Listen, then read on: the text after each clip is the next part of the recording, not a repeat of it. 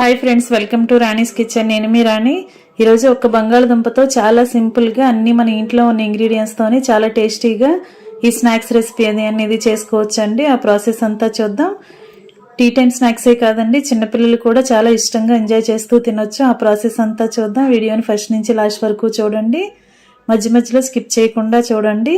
అలాగే ఛానల్ని first time చూస్తున్న వారు సబ్స్క్రైబ్ చేసుకుని పక్కనే ఉన్న బెల్ బటన్ క్లిక్ చేయండి.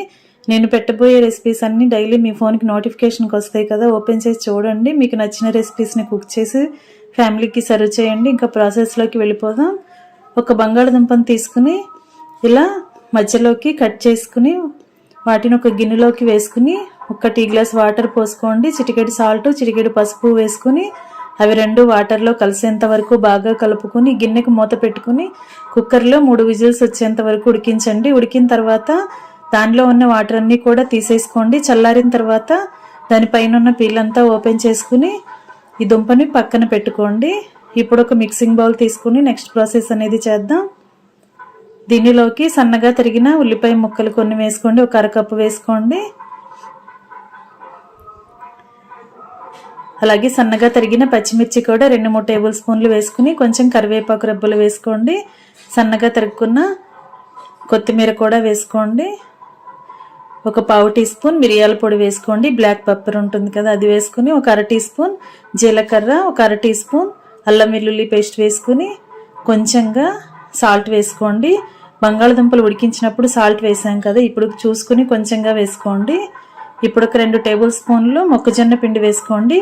కార్న్ఫ్లోర్ అంటాం కదా, మొక్కజొన్న పిండి, అది వేసుకోండి. అలాగే ఒక టేబుల్ స్పూన్ పొడి బియ్య పిండి వేసుకోండి. ఇప్పుడు ఉడికించి పైపీలు ఓపెన్ చేసుకున్న బంగాళదుంపని ఇలా గ్రేటర్తో తురుముకోండి. మనం వేసిన ఇంగ్రీడియంట్స్ అన్నిటిలోకి ఆ బంగాళదుంపని తురుముకోండి. ఇలా మిగిలిన ముక్కలన్నీ కూడా ఇదే విధంగా తురుముకోండి.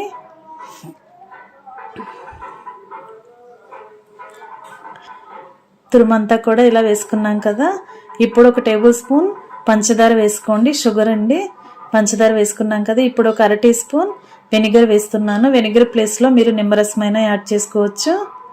ఇప్పుడు మనం వేసిన ఇంగ్రీడియంట్స్ అన్నీ కూడా బంగాళదుంపకు పట్టేంత వరకు బాగా కలపండి.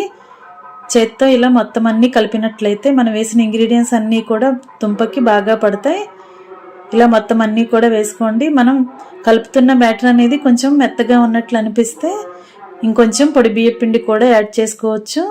ఇప్పుడు ఒక గిన్నెలోకి ఆయిల్ని వేసుకుని చేతికి ఆయిల్ని అప్లై చేసుకుంటూ ఇలా కొంచెం కొంచెంగా మనం కలుపుకున్న పిండి ముద్దని కొంచెం కొంచెంగా తీసుకుని ఇలా కట్లెట్ లాగా చేసుకోండి. మీకు కావాల్సిన సైజులో ఇలా చేసుకోండి. ఇవన్నీ కూడా ఒక ప్లేట్లోకి పెట్టుకుందాం. ముందుగా ప్లేట్కి ఆయిల్ అప్లై చేయండి. మనం పెట్టుకోబోయే కట్లెట్లన్నీ కూడా ప్లేట్కి అంటుకుపోకుండా మనం తీసుకునేటప్పుడు ఈజీగా రిమూవ్ అవుతాయి. ఇలా ప్లేట్ అంతా కూడా ఆయిల్ అప్లై చేసాం కదా, ఇప్పుడు అరచేతికి కొంచెంగా ఆయిల్ అప్లై చేసుకుని వేళ్ళకి కూడా అరచేతికి వేళ్ళకి కూడా ఆయిల్ అప్లై చేసుకుని కొంచెం కొంచెంగా పిండిని తీసుకుంటూ బంగాళదుంప ముద్దని తీసుకుంటూ ఇలా మనకి కావాల్సిన సైజులో కట్లెట్ లాగా చేసుకోండి.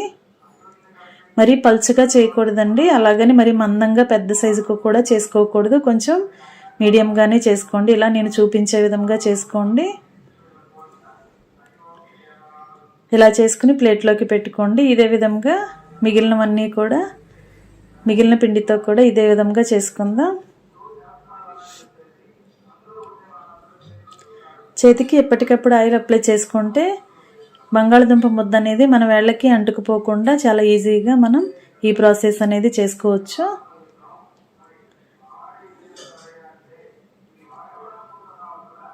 ఇలా మొత్తం అంతా కూడా ఈవెన్గా స్ప్రెడ్ అయ్యేలా చేసుకోండి. మధ్యలో కానీ చివరి అంచులకి కూడా ఒకేలాగా ఉండాలంటే మరీ మందంగా ఉండకూడదు, మరీ పలుచగా కూడా ఉండకూడదు. ఈ విధంగా అన్నిటినీ కూడా చేసుకుని ప్లేట్లో పెట్టుకోండి.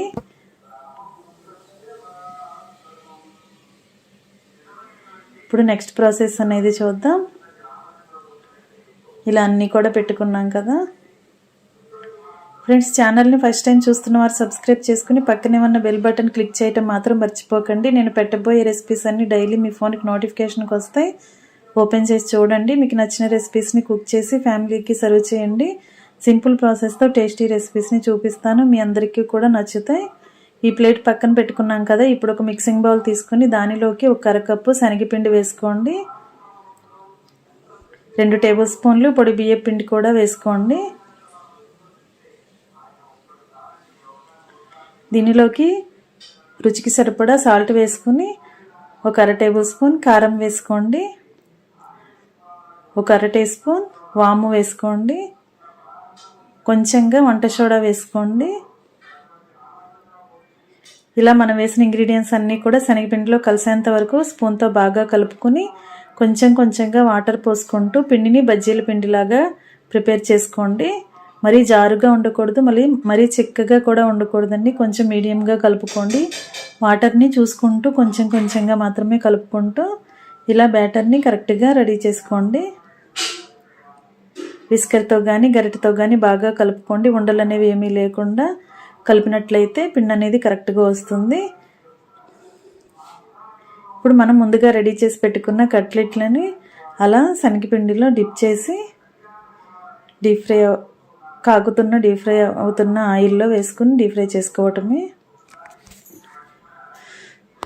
స్టవ్ ఆన్ చేసి కళాయి పెట్టుకుని డీప్ ఫ్రైకి సరిపడా ఆయిల్ పోసుకోండి. ఆయిల్ కాగిన తర్వాత ఫ్లేమ్ మీడియంలో పెట్టుకుని ఇలా ఒక్కొక్కటి కూడా శనగపిండిలో డిప్ చేస్తూ మొత్తం అంతా కూడా పిండి కోట్ అయ్యేలా ఇలా ముంచుకొని ఇలా వేసుకోండి.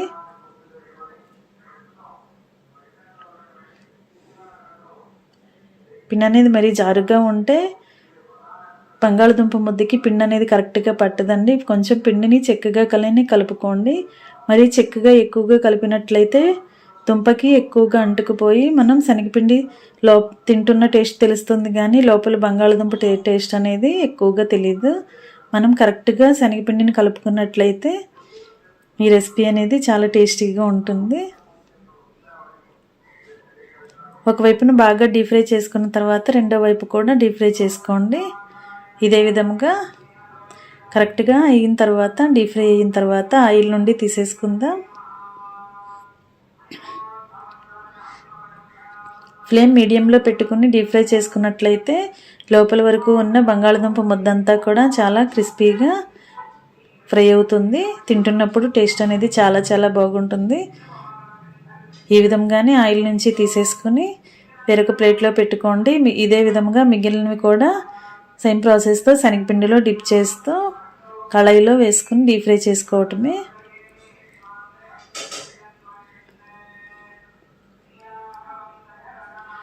ఫ్రెండ్స్, మనం ఆలూ బజ్జీ వేసుకుంటూ ఉంటాం కదా, పచ్చిమిర్చి బజ్జీ వేసుకుంటూ ఉంటాం. ఒకసారి ఇలా బంగాళదుంప ముద్దతో ఇదే విధంగా చేసుకుని చూడండి. టేస్ట్ చాలా బాగుంటాయి. ఒకసారి వేసుకున్నారంటే ఇంట్లో అందరికీ నచ్చుతుందండి. ఈ రెసిపీ అనేది ఖచ్చితంగా మీరు కూడా ట్రై చేయండి. ఒకవైపున బాగా ఫ్రై అయిన తర్వాత వెనక వైపు కూడా ఫ్రై చేసుకుని ఆయిల్ నుండి తీసేసుకోండి. ఇంకా స్టవ్ ఆఫ్ చేసుకుని సర్వింగ్ బౌల్లోకి పెట్టుకుని ఫ్యామిలీకి సర్వ్ చేసుకోవటమే.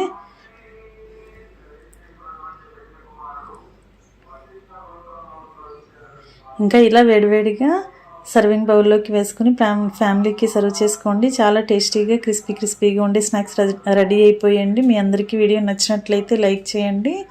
మీ ఫ్రెండ్స్కి ఫ్యామిలీ మెంబర్స్కి రెసిపీ షేర్ చేయండి. మీరు కూడా కుక్ చేసి మీ కామెంట్ని నాతో షేర్ చేసుకోండి. వీడియో నచ్చితే లైక్ చేసుకోవటం మాత్రం మర్చిపోకండి. ఛానల్ని సబ్స్క్రైబ్ చేసుకోండి. మరొక రెసిపీతో మళ్ళీ కలుద్దాం. Thanks for watching. నేను మీ రాణి.